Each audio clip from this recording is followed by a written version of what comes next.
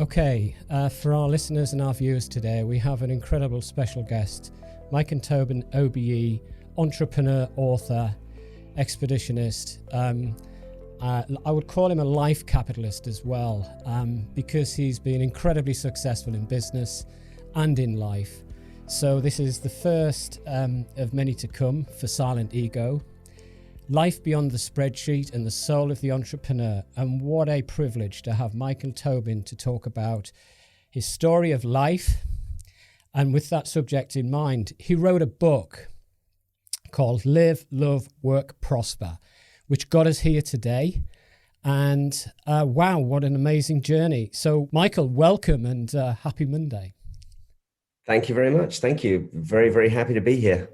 Good. So the journey, I mean, where do you start? I mean, good grief. So I thought about where do we start? And I think what I'll suggest is we start with the end in mind and wisdom of the ages. So here we go. I mean, what a journey over the last 30 years, which is captured incredibly well with huge degrees of passion, warmth, and dare I say it, some lovely feminine values. So with that in mind, how did it all come about, Michael? Well, look, I mean, I think the especially the feminine values side of things, I guess is the recognition that a lot of it is incredible fortune that is not necessarily well deserved. I mean, you know, so many people work incredibly hard out there, and they may not have the fortune or outcome that I've had, and so I would say that you know, huge elements of my sort of current success have been down to what you call fortune, I suppose, and yes, we can say that we make our own luck, you know, and all those things. But actually, you know, there are a lot of people out there that are incredibly talented and don't get the breaks or the opportunities that I've had, and therefore, you know, may not achieve their full potential simply because, you know, the coin comes down on the other side. Mm.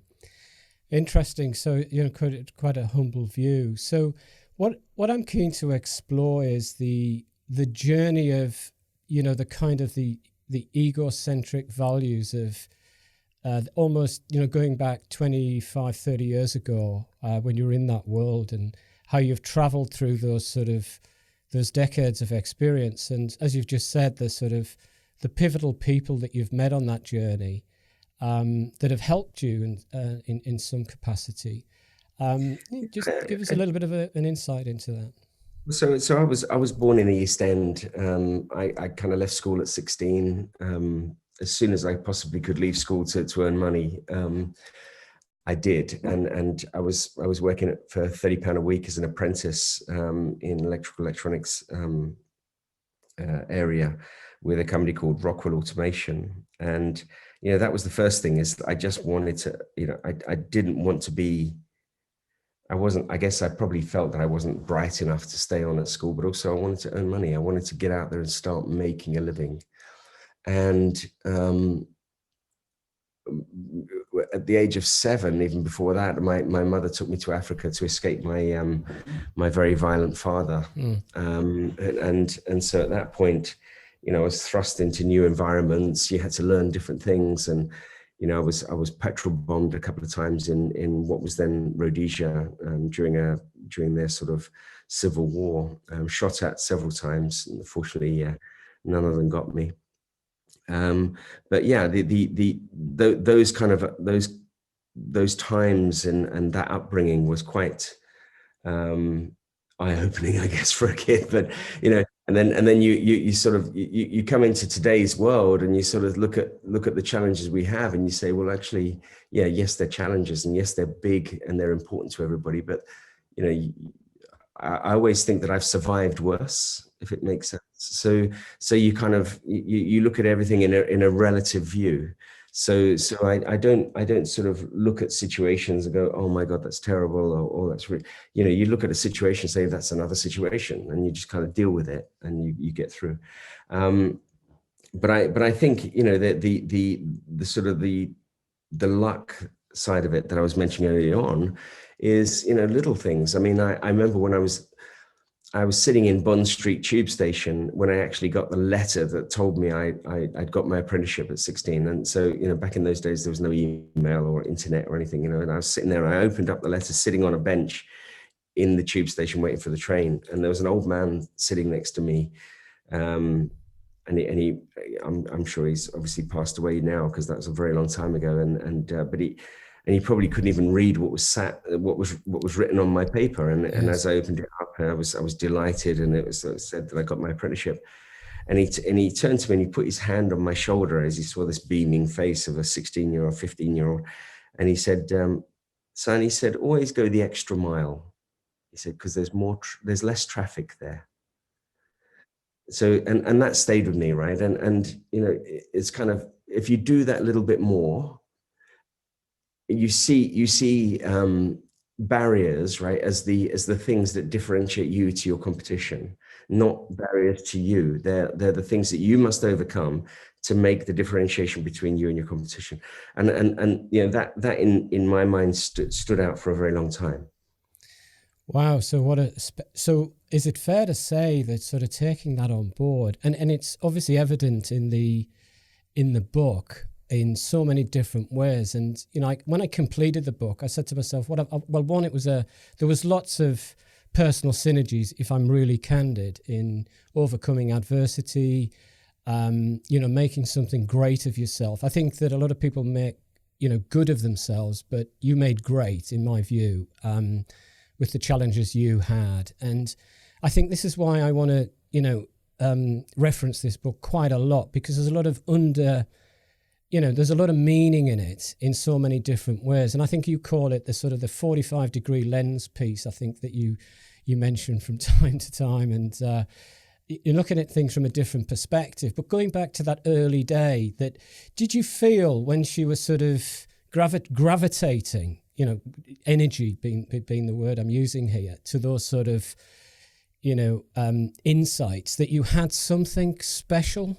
Was there something inside you starting to come alive, this kind of like dormant force of some description? Or, you know, I'd love to say that, because that sounds like really, really cool, you know, that will happen. But I think the one thing that I guess evolved in my own persona was that I was always the guy making jokes and laughing as a kid, right? I'd always I'd have this massive insecurity inside, and the outside was a kind of a mask that sort of got me through life, right? And so I was always kind of joking and fun and everything, but actually in reality inside I was extremely shy, and the way that I've kind of got on in life is a series of punching above my weight, really, right? So every time I've gone for something, I've kind of, it's this, I've worn the mask. It's just like Jim Carrey, you know. So you put a mask on, you're a completely different character.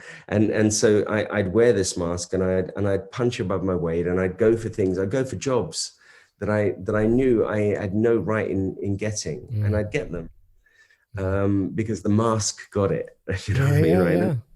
Kind of, there's always this sort of sort of not innocence, but nervous and insecure inside.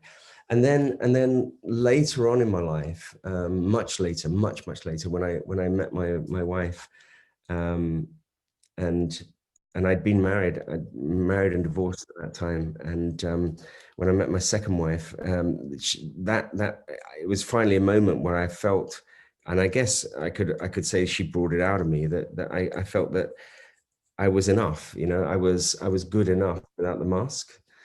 And you know, the interesting sort of similarity between the work environment and real life was there, because, you know, just in work I would try, you know, I would hide my real capabilities. I would also hide my real sort of emotions and capabilities as a you know, in a private basis. So I think that, you know, that was the kind of, sub story of the story, if you like. So I was very and I guess I try to portray that in the book a bit, because I talk about, you know, the fact that I had lots of affairs, and the affairs were in my first marriage, and the affairs were simply me wanting to be loved.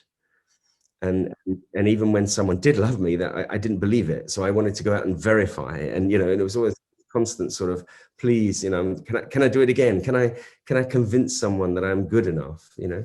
And I think that was a lot of the self-inflicted challenges of life that I had at that time. Yeah, it does come like that. It comes across as this, you know, there is a confession there, isn't there? You can tell. Yeah, there is, definitely. Absolutely. But it's almost like you've earned your place to be able to confess. You know, there's a little bit of that. And, you know, it's Shalina, isn't it, your wife? And you could see that she pressed a button. And I know you had to earn well there to get this lady in your life, because I think I can relate to it in a number of ways, but you know, she's clearly been a real pillar of expression for you, and has got you to this wonderful place which you're at now.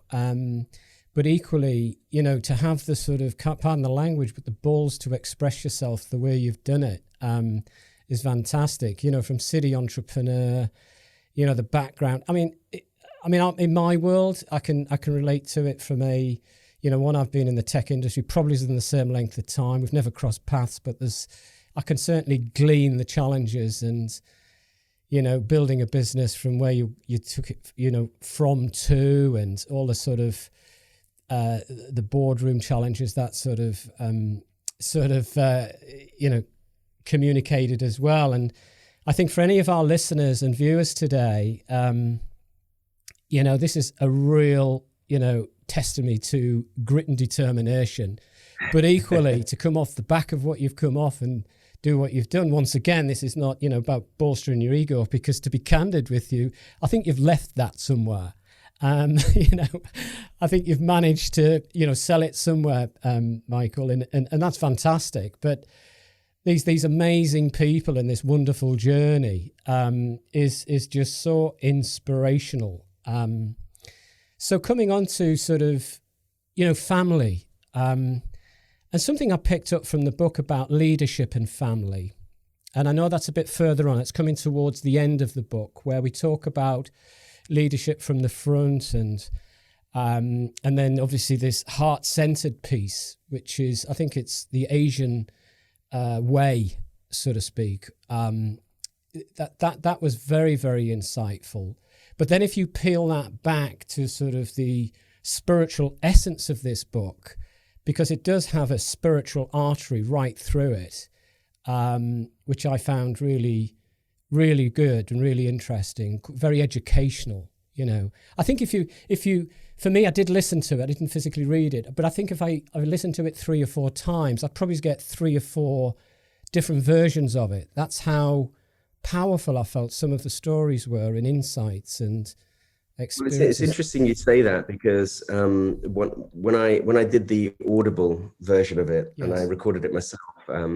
So my first book, I had someone else record it for me, and I people were saying, like, it's not your voice, and you want to. So I did the second one myself, and I did my third one actually myself as well. But and when I was reading one particular element of it, and remember, I've read this like dozens of times as a proofread and everything else, but when I read it out loud, it seemed different to me, and I actually changed. There's one paragraph.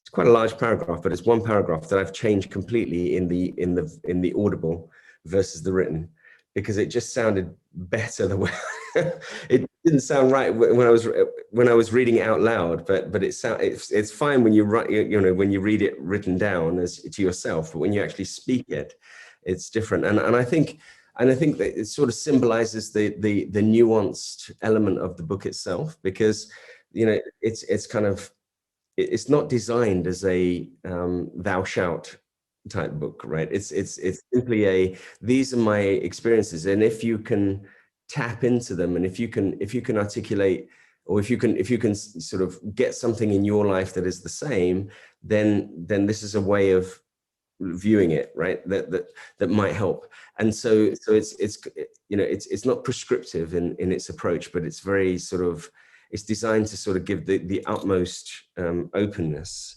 And if you can possibly sort of jump into it, then you may find things that are very, very similar in your own life, sort of thing. Well, I think I'm going to come on to sort of our current times and in a second or two. But I feel that's the beauty about the book. It's sort of saying, pardon the language, but everybody can do it.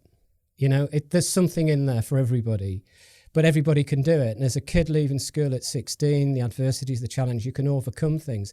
But seeing it from these different perspectives, and I relate to it personally as energy. It depends how you interpret it and how you channel that energy to an action, because it's very clear, very action driven. Even with the latest sort of challenge to the South Pole, you know, I mean, that must be... it must have been quite a... That was brutal. I bet it was, yeah. I underestimated that one for sure, yeah. Did you really? Yeah? Yeah, I didn't realize it was going to be that tough. Yeah, it was minus 40 degrees permanently. You're dragging a 200 kilo sledge behind you. It's daylight 24 hours a day. You're at 10,000 feet altitude with altitude sickness, and I had no idea how bad it was going to be, how tough it was going to be. It was absolutely brutal. I'm very, very happy I did it. Very happy it's behind me.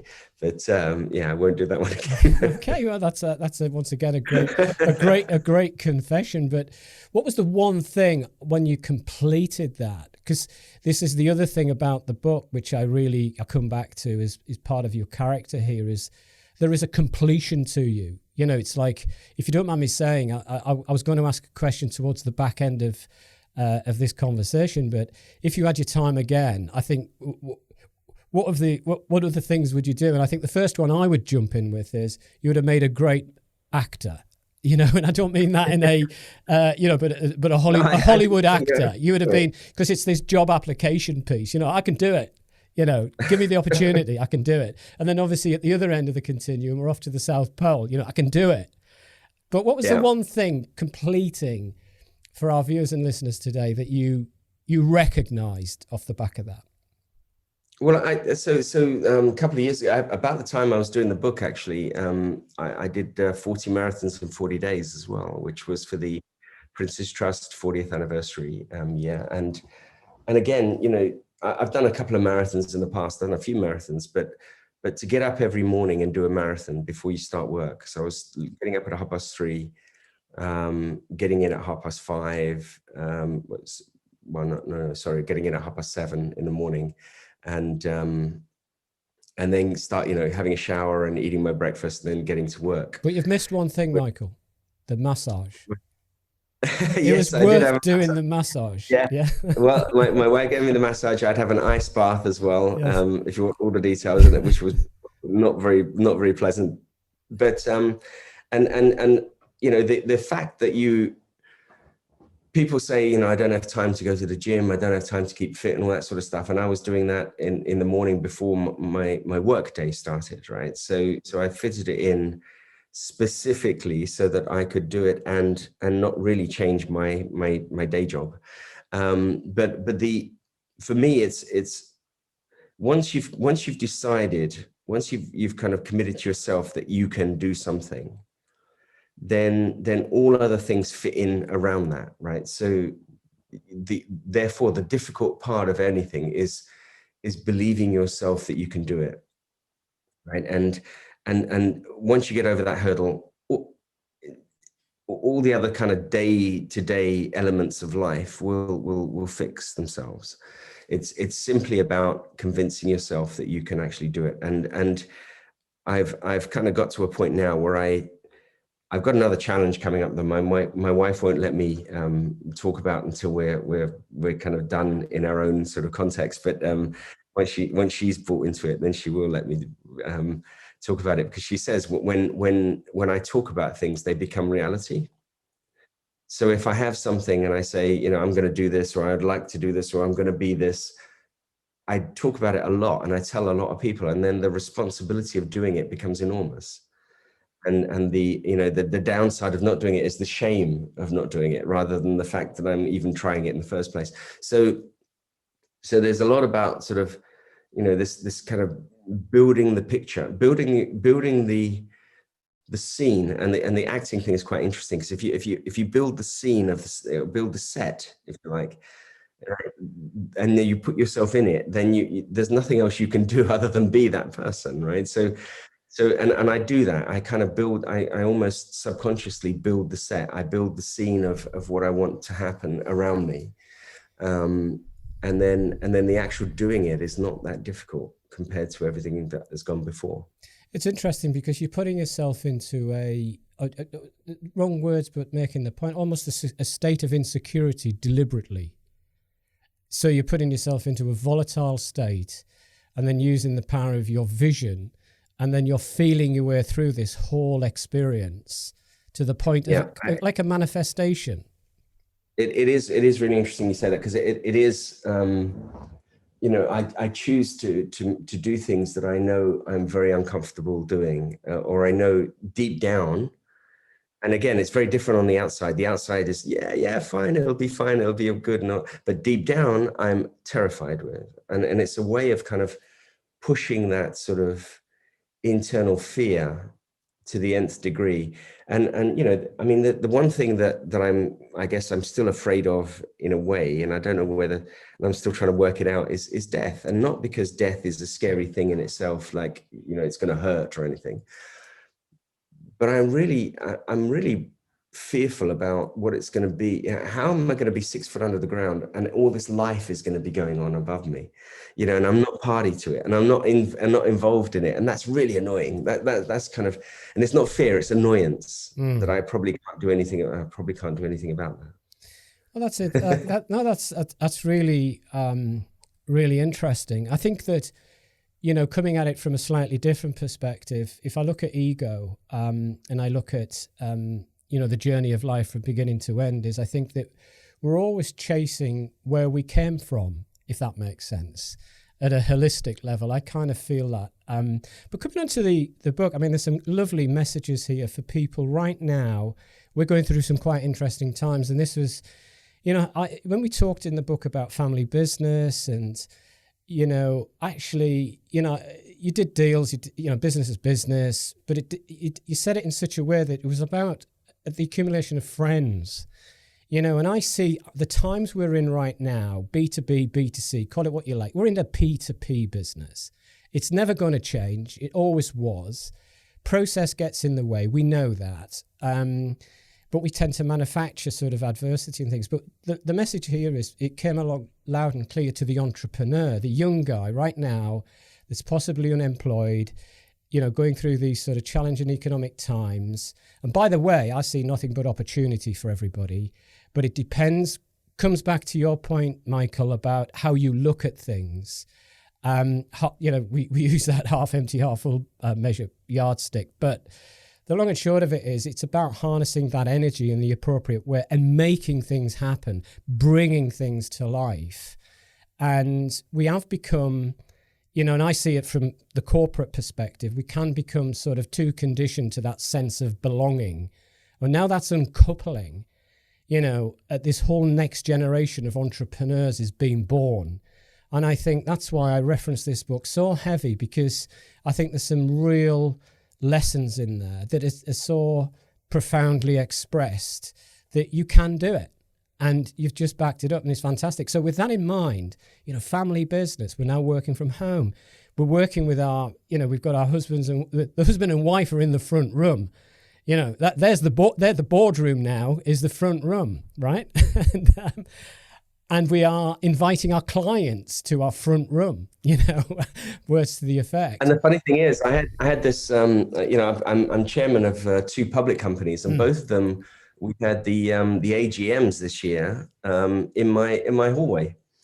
So we were in full lockdown, full sort of round 1 lockdown, and basically I had one other, and the government hadn't worked out what to do with an AGM where you physically need to have corporate shareholders and everything else. So what we did was, in my hallway, I had a very brief script written out, and I opened the front door. One of the other shareholders came to my front door, didn't come in, and and literally we stood there, and I read out the script, and that was it. That was the AGM, and I did that for both businesses, and you know, this is nothing you could even imagine, you know, a year ago. It was just, you know, it's unheard of type of sort of actions, right? But you get through, you find a way to do something. And even having an AGM sounds ridiculous now, right? That the fact that they have to have a group of people coming together to do this, whereas you should be able to do it on Zoom. So you know, I'm sure we won't be having the same AGM profile going forward as we did before. But that, you know, this time has changed us so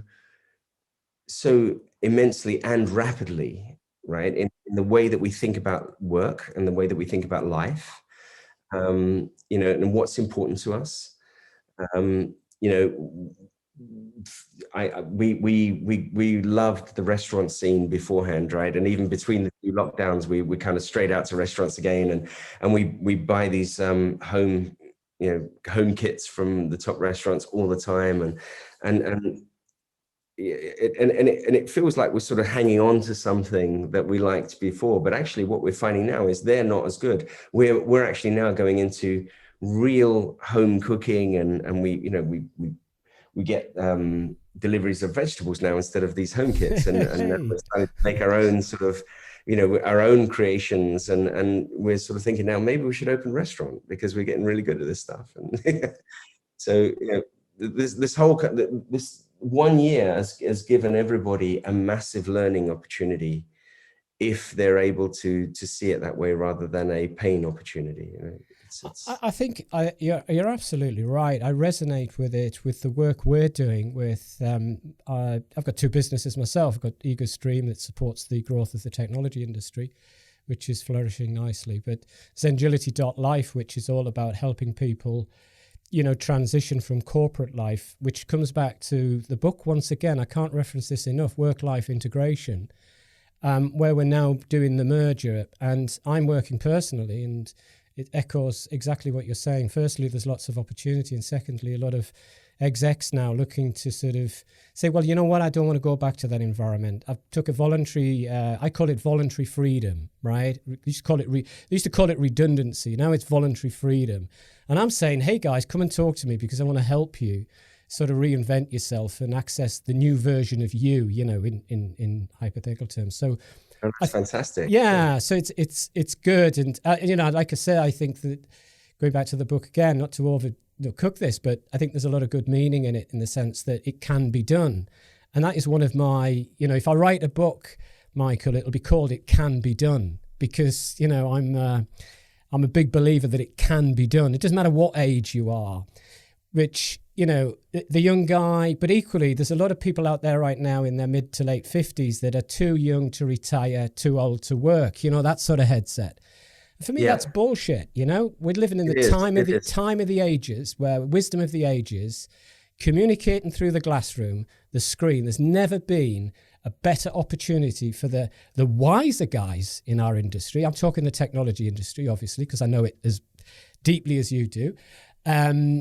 But not as successful as you, Michael, I've got to say. But, you know, that's I didn't come on the course 25 years ago, so it was, but neither did you by the sounds of the book. So life experiences, eh? So yeah, it's the best lessons in life. Yeah. Exactly, and I've got your next book, by the way, and you know, obviously, I'm sure we can do the deal, but good. It's called Life Force, right? How's about that for a title, Life Force, right?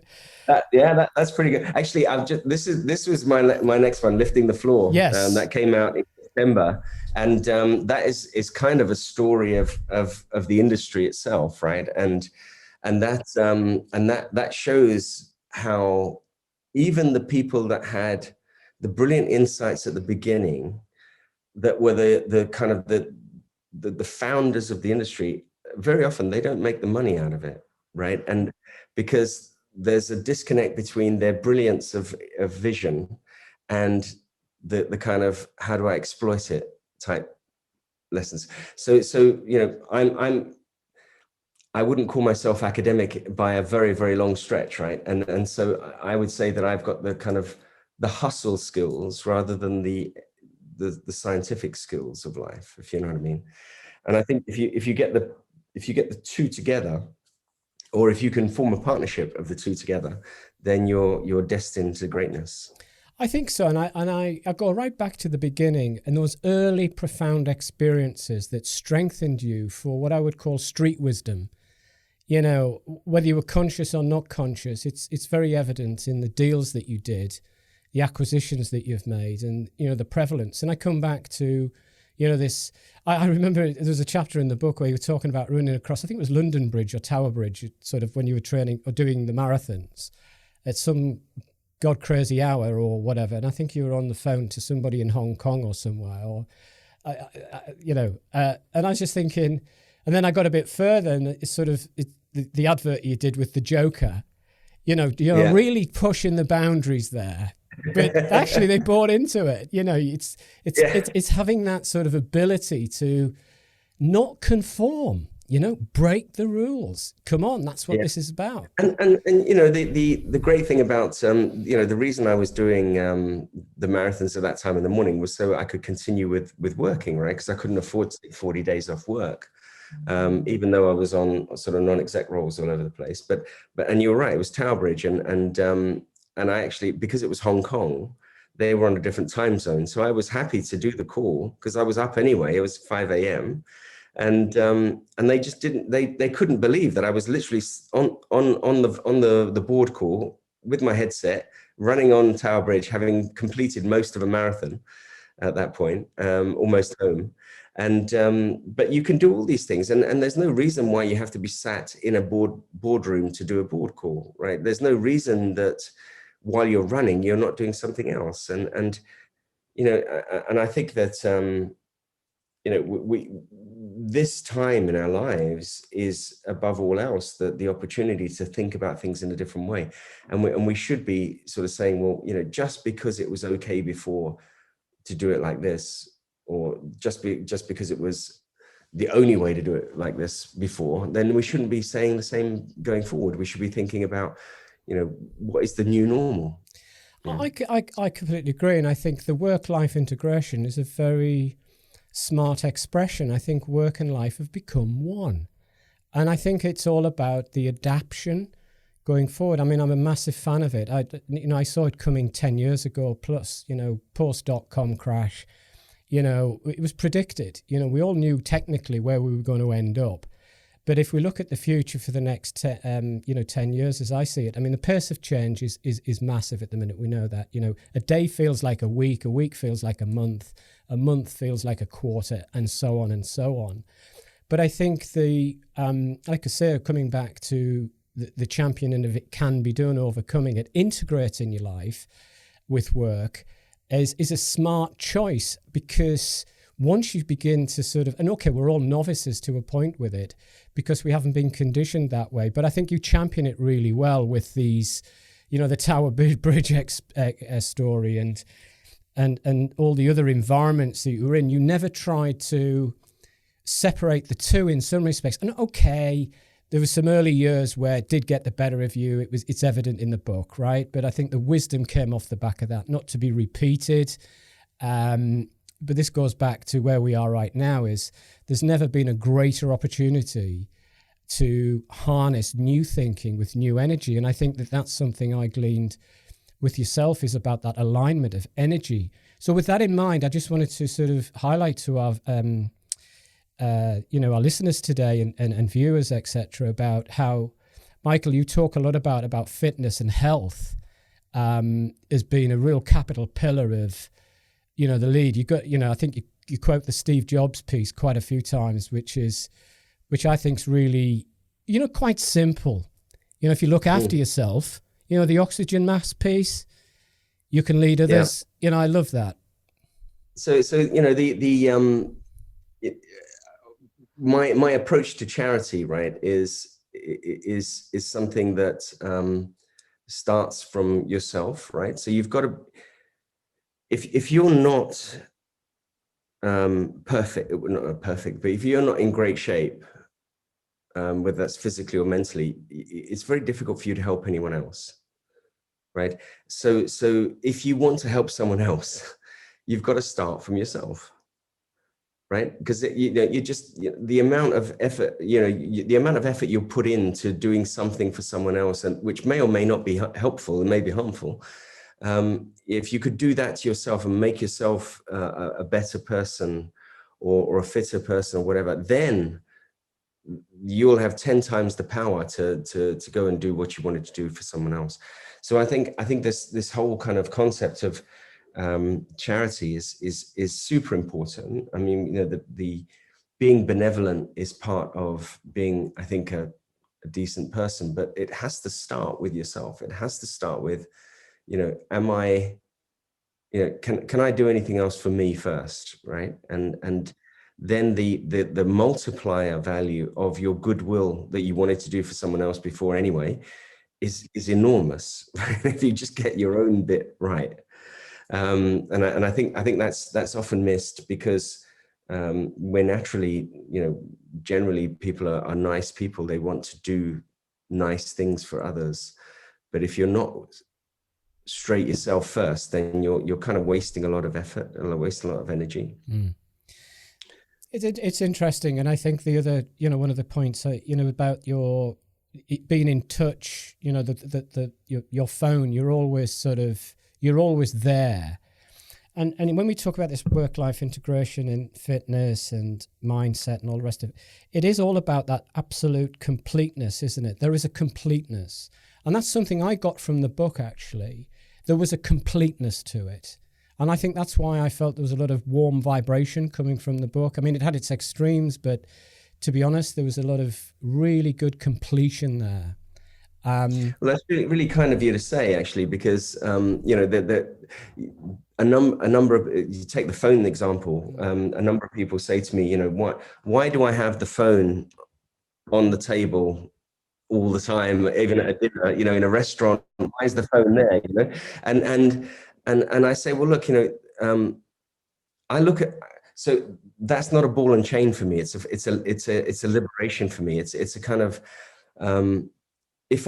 let's say I have lots of businesses all over the place, even let's just say that I have kids that are, independent now, and I want to make sure they're always okay, right? And so if I don't have a phone there, that 99% of the time is sitting there not ringing, right? But I know could ring if there was a problem, then my mind is 100% at the table, because I don't have to worry about all the things that could be happening that aren't, right? So if I didn't have my phone and it was in the sort of in my coat in the cloakroom, half of me would be thinking, oh my God, what if there was an emergency and someone was trying to get a hold of me and all this sort of stuff. So I wouldn't be at the table. I'd be slightly away. Whereas if the phone is there and it's not ringing, I'm 100% engaged. So it's not the thing that distracts me. It's the thing that makes me focused. Yes. Yes, it does. It does immensely. I can personally relate to it.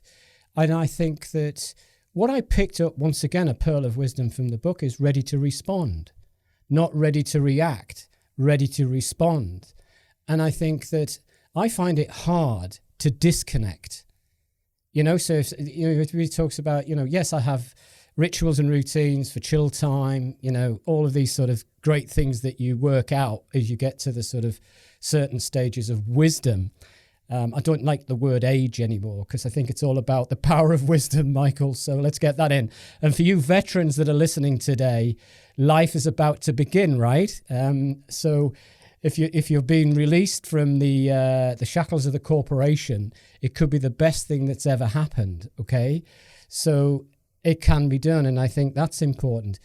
But family, you talk a lot. It's just right through the core of the book, the heart of the family.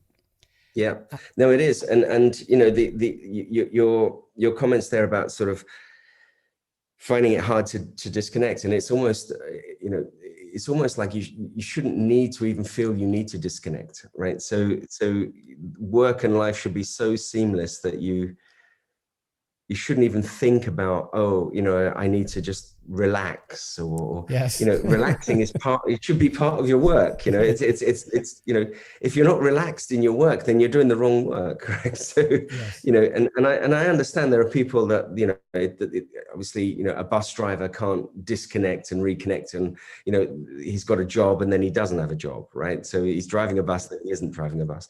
But for a large part of of the population, it's more sort of, it's a mental thing rather than a physical skill thing, right? And while we're using our brains to do what we think we are paid to do, we can easily chill out, we can easily de-stress. And when people say they're stressed at work, they shouldn't be, because they're being paid to be at work, for goodness sake, right? They're not being paid to be stressed. So if you're stressed, there's something else happening. There's something else that's making you stressed. It's not the job. You took the job knowing that you'd love to do the job, and you thought you were going to do a good job and you were going to get paid for it. So the being stressed bit of it is something else. It's maybe conflict with a colleague, a work colleague, or something at home, or and you've got to kind of break these things down into the realities of what they are, as opposed to labeling them simply, I've got a bad job, or I've got a my life's crap, or we kind of label them, but actually drill down and you find there's very simple things that you can fix. And saying we don't have time to relax, or we don't have time for this, that's also nonsense, right? So you say, well, what we all have the same 24 hours a day, so if someone has time for something, then someone else should have time for it. So what are you doing in replacement of that in that time? And I think that's I picked that up. I felt that there was this, there's that classic sort of who you are and what you are. And I think what I interpreted is everybody will look at Michael as who he is, but no, he actually demonstrates quite nicely through the book and the journey what he is. It was almost a different perspective. Once again, there was a different sort of way of actually looking at it. But I think as we march forward into the next number of years, the sort of evolutionary stages that we're in the Great Reset that's coming, etc., technically and commercially, and how we're going to be living our lives, I think there's a lot of real supportive material here for people to embrace, and to help them make decisions. And I think that was very clear that you were good at making decisions, good, bad, or indifferent, by the way. But you did embrace it well. Was you were prepared to sort of take the knock, every now and again. But well, decisions are interesting, right? So I've got two rules about decisions, right? So one is you have to make one. Mm-hmm. Right. And the harder it appears to be, the less important the decision is, because if you're deciding about two things that are like, oh yeah, if I did this, or they're both so good, we'll just do one of them, because actually neither is bad. And if they're both bad, then neither is worse than the other, right? So the easy decisions are the ones that are so obvious. The hard decisions are the ones that are not obvious, but actually mean less. Because they're both probably as good as each other. Otherwise, they wouldn't be difficult decisions. So first of all, the first thing is make a decision. The second thing is don't make a decision until the very, very last moment that you've defined is the moment that you can make a decision, right? So let's say, for example, on Tuesday, you have to sign this piece of paper or that piece of paper. Well, don't decide a week before which one you're going to do, because things happen. Elements, more input will happen to influence what you're going to do. So leave so the first thing is identify the very, very last moment you have to make a decision. And then don't make a decision until that moment, right? Those are the two key things. And then when you have to make the decision, remember that the obvious ones are the most important, and the less obvious decisions are less important, because both things are very similar. That's why you can't make a decision. So they're not important. Then just do it. So I think it's, I get things wrong fairly regularly, but I think the negative impact of getting something wrong is less than the negative impact of not making a decision in the first place. I term that decision dysfunction, and I think there's a lot of it around, being candid with you. But I love that sort of appreciation of the calculation of a decision, because it goes back to something you just mentioned, really early on in this story, of the real time. It working in a real time capacity, being able to sort of respond in the moment in the appropriate way, and creating, pardon the language, but the creation of the look, that has a big part to play in it. Because if you sort of be too prescriptive about it, we'll all just write the book and follow the book. There is a navigation here, isn't there? There's that sort of totally oscillation of the timing's got to be right. So timing, you're working with the elements, aren't you, in some respects? Yeah, you are. Because there's no right or wrong in anything, right? There's no, there's ways to think about things that might give you better outcomes. But for me to tell anybody, as I say, my books, none of my books are prescriptive. They're all kind of observations, and they're kind of, this worked for me. And if you can draw any elements out of that will be helpful, that's great. But it may not work for anyone else in an absolute way. You have to kind of draw from it, and I think that's the key I'm very aware that I didn't go to university, and I didn't even go to sixth form. So I'm not an answer. I'm only a kind of a bit of a mirror that people can use. But it's wonderful to hear that, because that really does, once again, that just, everybody's looking for some sense of approval to get on in life. And, at the end of the day, if you're fit, you're healthy. I sometimes, in my moments of, adversity and challenge, I boil it down. I'm quite a spiritual guy anyway, but I say to myself, if we have oxygen today, we're okay. The day that dries up is the day that things aren't good. But sorry. Well, I was going to say, so one of my, I think I mentioned him in the book as a lovely friend of mine that I've known for 20 years is a yogi from Mumbai called Jagdish Parikh. And throughout my time at Telecity, I used to bring him in every year to talk to the management team for a day and a half. And amongst many other things, he used to sit everyone down and say, breathe, right? And then he'd teach you how to appreciate your breath. And when you start to sort of understand how your breath comes in and out of you and all these sort of things, it's the most basic fundamental thing that we ever do is breathe, right? You mentioned it. It's like, as long as you've got oxygen, and that's why it came to my mind. But if you then start from there, everything else is a bonus, right? And if you realize how wonderful it is that you're breathing, even without even knowing it, right? When you're sleeping, you're breathing, and it's this function that we do and we take for granted, but it's so essential and so key to everything. And he says, and it's the one thing you'll do right until your very last breath, right? And then you won't. And it's the thing that will be with you from the moment you were born to the moment you die, and we don't even appreciate it. And so if you start with that kind of basis, then all other things around you start to become more interesting.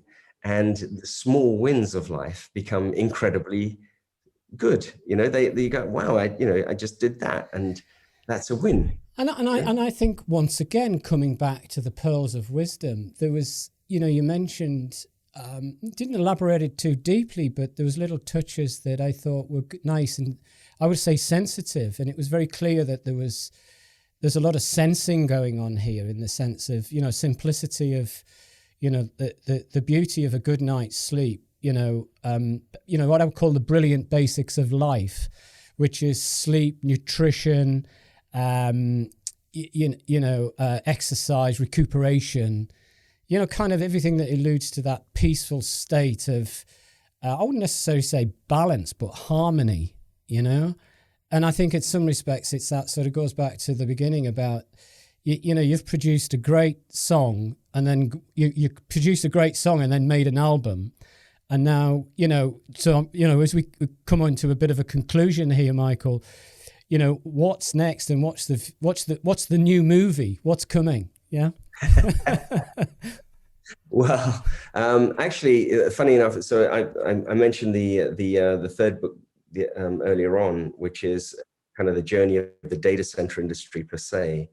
And I think in 100 years, we'll look back at the data center industry as the physical space that the internet lives, and how important, it'd be like the railways of the 1800s. It'll be like that sort of sort of Isambard Kingdom Brunel type, sort of look at the sort of the world. But I've also got, actually, because I feel so strongly about this particular book and the whole living and working balance and integration. I've written another one, which is basically a version 2 post-COVID of that, because we've been forced, as you mentioned, to adopt this kind of working from home, and probably some people have done it better than others, but probably we won't be returning to what we assumed was normal before, right? I think very few people will be going back and going into the office every day unless they absolutely have to, right? And whereas before people felt that it was kind of like not right to be working from home, now it's absolutely perfect to, it's completely normal to work from home. So I think what the world will look like with all these buildings we have around us in the cities, most of that commercial real estate, what's that going to be turned into? And the way that we look at the world going forward is going to be very, very different, regardless of if we find a cure, well, when we find a cure, when we find a vaccine, and let's say COVID disappears from the face of the earth, the world will be very different because of it, and what we've learned in our abilities to be different during that time. So I think that that's something that probably needs to be investigated more, or examined more. But I think what you're doing, and giving people added value around the sides of their life, I think is super important. It's just we're so locked into being this thing that we sort of mold ourselves into by the age of 25, and then we just build on it and make it a bigger thing by the age of 40 and 50 and 60. We forget that the edges of our life are far more important than we give them credit for. And you're making sure people don't lose those. So I think that's wonderful. Yeah, thank you so much. And I think as we summarize, Michael, one thing that I'll just add to it, and I think you expressed it in so many different ways throughout the book, and for our readers, listeners and viewers today, there's one thing that came across loud and clear, and I think we all need to appreciate this as we go forward, is home is where the heart is. And I think that message comes across loud and clear. And if we can harness our strength through the heart and express ourselves to a new level, I think the future's ours, and we can have it on our terms in the appropriate ways, as you've beautifully expressed to date. And I passionately believe that you're at the beginning of the next chapter of, or the next movie, Michael. But with that in mind, I'd just like to say thank you so much for spending a great Monday morning. What a great kickoff. You are definitely living the life beyond the spreadsheet, and certainly you have definitely got a soul in business. So I want to just say thank you so much for attending SilentEgo's podcast, and we look forward to staying close and following each other on the journey. And thank you. Brilliant. My pleasure. Thank you so much for having me. Thank you.